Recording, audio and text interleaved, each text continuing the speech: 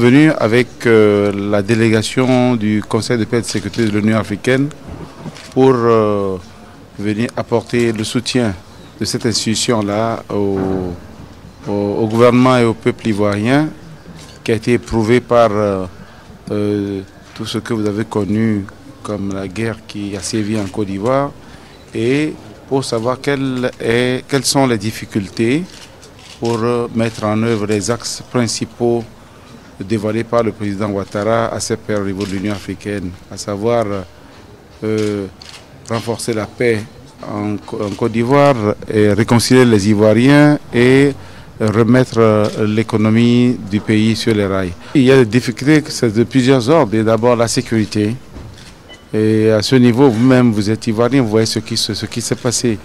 Et ils sont en train de prendre des mesures pour remédier à cela et prendre beaucoup d'actions hardies. Et nous sommes sûrs qu'ils auront des résultats probants. Il y a aussi, pour ce qui concerne les autres secteurs, il y a des difficultés. Vous savez, le pays a été ravagé par la guerre, donc son économie a ressenti aussi un contre-coup. Donc, ils ont des difficultés aussi financières pour pouvoir réaliser les autres aspects de la feuille de route du président. Nous avons rencontré plusieurs autres groupes, à savoir la société civile, le groupement des femmes. Nous avons rencontré le principal groupement de l'opposition. Ils nous ont fait part de leurs problèmes aussi. Ils nous ont fait part de leurs problèmes que nous avons écoutés aussi. Et le Conseil de paix et de sécurité n'est pas un juge. Il donne aussi des conseils pour anticiper sur la paix et la sécurité. Donc on a donné des conseils à un peu de tout le monde. L'attitude qu'il faut avoir, même vous qui êtes là, vous êtes Ivoiriens, il ne faut pas attendre tout du gouvernement, de l'État.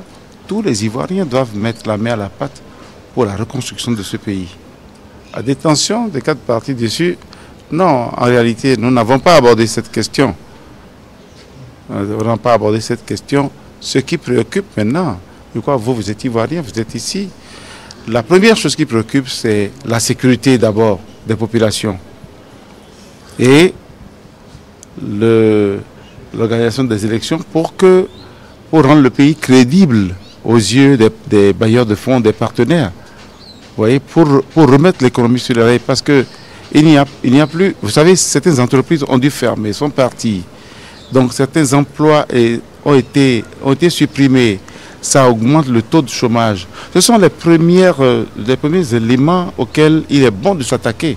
D'abord, tout le reste, ça viendra peut-être après.